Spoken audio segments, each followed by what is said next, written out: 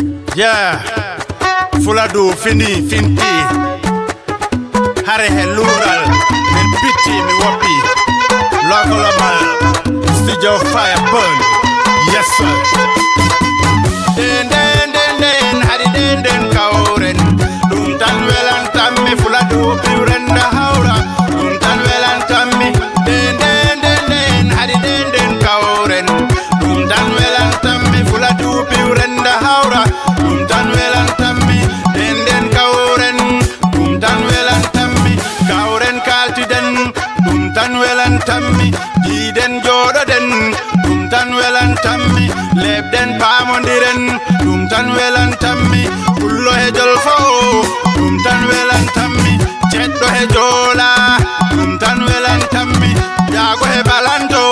Dum tan welan tammi gonen nene goro Dum tan welan tammi gonen baba goro Dum tan welan tammi cerno he lamdo Dum tan welan tammi jarga he conseiller Dum tan welan tammi maire ka he député Dum tan welan tammi prési ka he DG Dum tan welan tammi baden dole gore Dum tan welan tammi funnage hirnage Dum tan welan tammi ka kamde he kambiya Dum tan welan tammi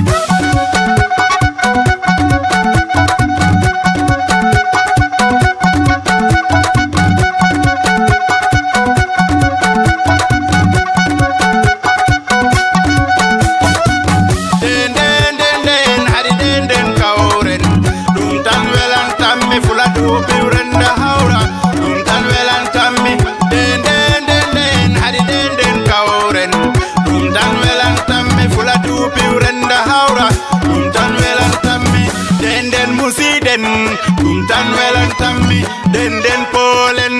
Dum tan welan tammi debbo e gorko Dum tan welan tammi suka e mawdo Dum tan welan tammi baden na fewi Dum tan welan tammi politique wona waddu en football wona waddu en debbo wona waddu en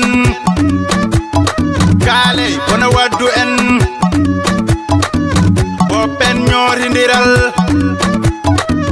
boppen ñamindiral jangen janginen liggoden Fuladu men yantube tine golle jiwroren Fuladu mawbe Fuladu Dum tan welan tammi duane sukabe be Dum tan welan tammi rewbe Fuladu Dum tan welan tammi dofte worbe mon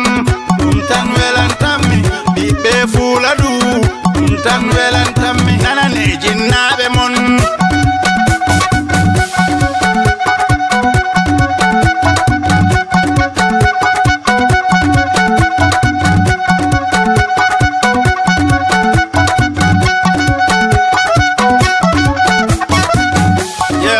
Mr. Bale Natural, aka Local Amal, aka Mokodoma Gainako Fuladu.